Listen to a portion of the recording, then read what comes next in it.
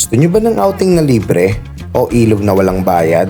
Tara, check out nyo to dahil nga sa sobrang ganda, sobrang tahimik, sobrang payapa ay bumalik kami sa lugar na to sa pangalawang pagkakataon. At ang isa pa sa kagandahan sa lugar na to ay wala kayong babayaran na kahit magkano. Walang entrance, walang maniningil sa inyo, walang magbabawal. Kaya pwede kayo pumunta rito kahit ilan pa kayo o kahit ilan pa ang kasama mo. As in totoo, libre talaga ang lahat. Pero sa pagbalik natin dito, napansin ko nga pala na meron na silang maliliit na kubo malapit sa ilog kesa nung una. Hindi naman kayo obligadong kumuha niyan. Ang kagandahan lang, sa bawat pagkuha natin ng kubo ay nakakatulong tayo sa mga lokal dito para sa munti nilang kabuhayan o maliit na pinagkakakitaan. So paano? Para ma-check out nyo, para makita nyo, simulan na natin to. Naghahanap ba kayo ng malupit na bilihan ng pamorma, pangregalo dito sa Antipolo? Welcome nga pala dito sa 1870 Streetwear Concept Store o 1870 Clothing Shop. Located at Antipolo Bayan, Chitang Store Gilid, taas ng ByLife Water Station. Bukas araw-araw, 8 a.m. to 9 p.m. Bawat item na mabibili nyo, may libreng paper bag, gift card, decal sticker at regular sticker. Kita-kits mga bossing? Yeah!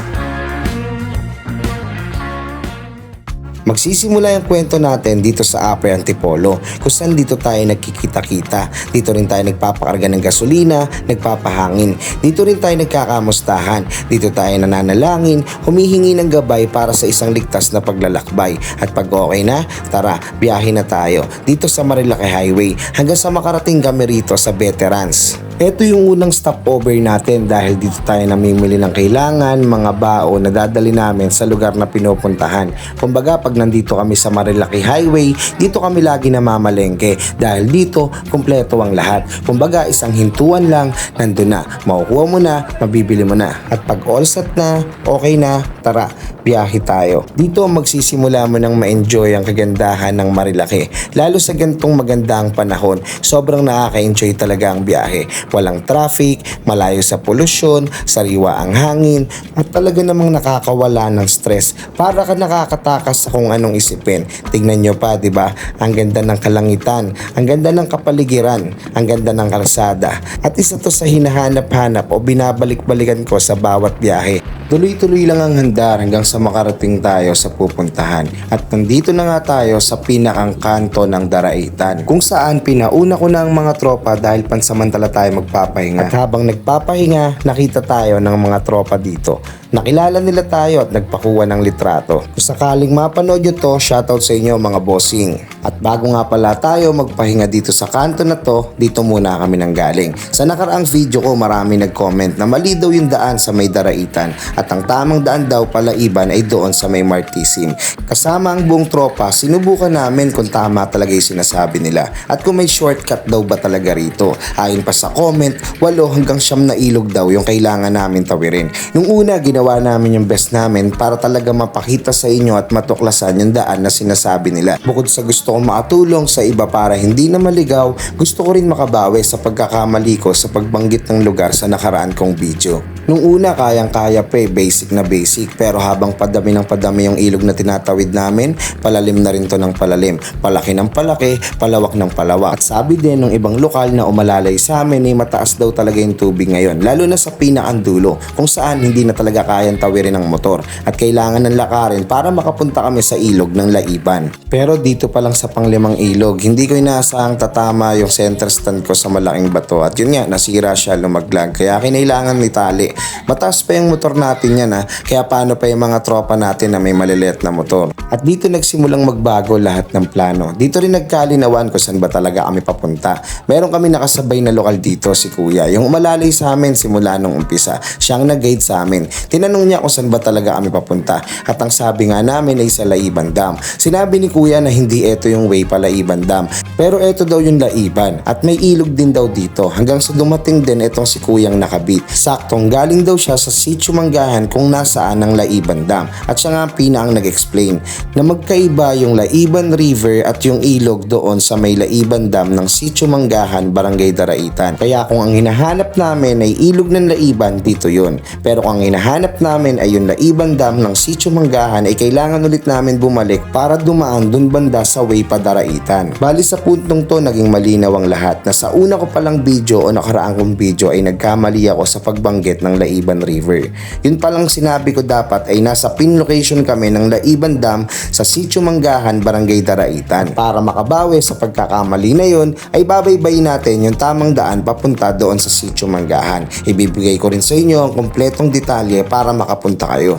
Kaya simula sa Laiban, bumalik ng Marilaki Highway at binaybay hanggang sa lumiko tayo dito sa Padaraitan. Sa puntong to mapapansin yung wala na akong makasama. Nagpaiwan at pinauna ko na kasi yung mga tropa simula sa kanto. Pansamantalang nagpahinga sa sobrang pagkadismaya dahil sa mga oras na nasayang. Ganun pa man, ayos lang. At least naipakita namin sa inyo o maipapakita namin sa inyo. Bale, itong pupuntahan pala natin ay yung tinatawag nilang Kaliwa River o parte ng Agos River. Ibang ilog siya sa ilog ng Daraitan kasi yung Daraitan dyan pakanan. Tayo di diretso. Babaybayin lang natin itong mga kalsada na to. Pagtapos ng konting kalsada, ang dadaanan nyo naman ay isang mahabang lubak. Bale, ito nga pala yung itsura ng kalsada rito.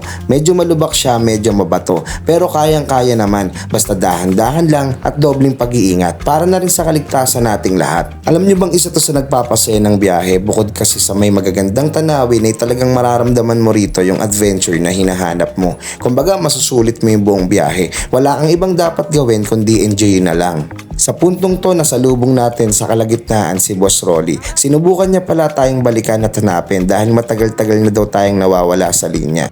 Bali pagtapos pala ng lubak ay meron na ulit isang mahabang kalsada. Tapos after ng kalsada, lubak ulit kung saan tanaw na tanaw nyo na ang ilog. At pag nandito na kayo sa parte ng lugar na to, ibig sabihin malapit na rin kayo sa Laiban Dam. At nandito na tayo sa Sitio Manggahan. Kung saan naabutan natin ang buong tropa, sinalubong din tayo dito nila Kuya Archie tsaka nila Ate Ai.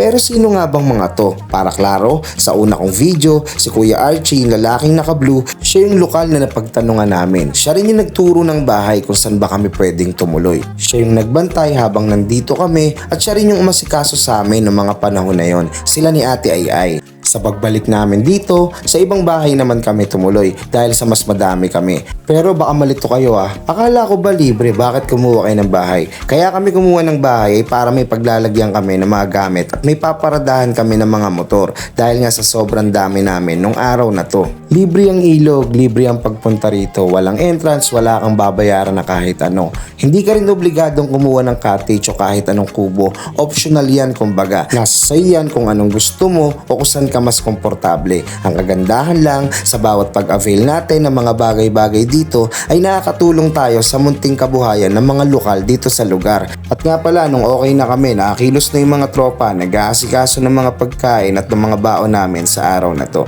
Ito yung kagandahan sa team, kanya-kanyang kilos, tulungan, ikaw bahala kung anong trip mo. Pwede ka rin magpahinga, tumambay, may pagkwentuhan o kung ano pa. Pagkaluto, wala na kaming ibang ginawa kundi dumiretso kain. Medyo late na rin ng mga oras na to dahil kalahating araw nga inasayang namin. Ganun pa man, naging maayos at naging solid pa rin talaga ang lahat. Maraming salamat nga pala sa mga tropa na palagi naghahanda ng aming pananghalian.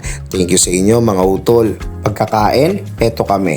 Tamang upo, tamang kape, tamang tambay dito sa tabi. Ini-enjoy yung kagandahan ng buong kapaligiran. Para sa kompletong detalye, kayang-kaya nga pala makapunta rito ng motor, tricycle, badya, lalong-lalo ng mga sasakyan. Libre ang ilog, walang entrance, walang bayad kahit ilan pa kayo. Ang pagkuha ng cottage o mga kubo, optional. Kayong bahala kung saan kayo mas komportable. Base sa personal experience, yung mga bahay na kinukuha namin dito ay 1.5 pag day tour. Doble siguro pag buong araw. May parking, may CR. Naka-solar nga lang din pala sila. Bukod doon may mga mura din tulad ng mga kubo sa halagang 600, nagiging doble pag buong araw kayo. Pero sabi sa amin nila Kuya Archie, pwede naman kayo manghingi ng discount basta makipag-usap lang kayo. Pwede rin daw kayo mag-tent pitching sa halagang 300 bawat tent. Ang kagandahan lang kasi doon, merong bantay kayo, merong aalalay sa inyo, may mag-aasikaso sa inyo at may magagamit kayong CR. Alam nyo bang nung unang beses na pumunta ako rito ay walang kahit ano dyan sa ilog at dahil nga nagkamali ako na sabi kong Laiban River, etong ilog dito sa Sitio Sitio Manggahan ay maraming tao ang nakapansin, maraming nagtama at dahil doon mas maraming taong nakakita at nakaalam ng lugar na to. At yung pagkakamali na yon ayon kila Kuya Archie ay mas nakatulong para sa mga lokal dito. Dahil nga sa maraming nakaalam, maraming nakakita ay mas napaaga ang pagbuhos ng mga tao rito. Mas maraming nakatuklas, yung dating March pa nagsisimula na pagtatayo ng kubo ay mas nagpaaga sa gantong panahon. At dahil doon, alam nyo bang mas lalo pa akong na-inspira na gawing makabuluhan ang bawat biyahe. At sinimulan ko na nga sa video na to na sana makatulong sa mga tao rito para sa munti nilang kabuhayan, para magkaroon sila ng pagkakakitaan. At sa atin na mga dumadayo rito, pakiusap ko po na maging disiplinado. Thank you. Ingat po. At bago matapos tong video na to, gusto ko pala magpasalamat sa mga sponsors ko. Unang-una sa 1870 Streetwear, 1870 Clothing Shop at sa Amaris Lugaw. Maraming salamat sa lahat ng tulong at suporta na binibigay nila sa atin sa bawat biyahe, sa bawat kwento, sa bawat storya na napapanood nyo. So paano? Maraming salamat nga pala sa panonood ng mga video ko ha. Hanggang sa susunod na vlog. Yeah! Ang lamig ng panahon, no? Ang sarap maglugaw. Yung lugaw na hindi puro sabaw, tsaka yung lugaw na ginisa sa baka. Kaya eto, napadayo na naman tayo ng Kogyo. Dito sa Gate 1, sa Sitio Tagisan, Barangay Bagong Nayon, Antipolo City. Para kumain sa aking paboritong Amaris. At tulad ng dati, ganun pa rin ang order natin. Isang malupit na goto nok. Goto na may chicken strip tapos additional egg. Meron din goto bulaklak, lechon lugaw, beef mami, chicken mami, pares at mga silog. Grabe no, ang galing ng Antipolo City Jail. Nagbibigay ng kabuhayan sa mga tao. Tuwing kailan ang dalaw dito, te?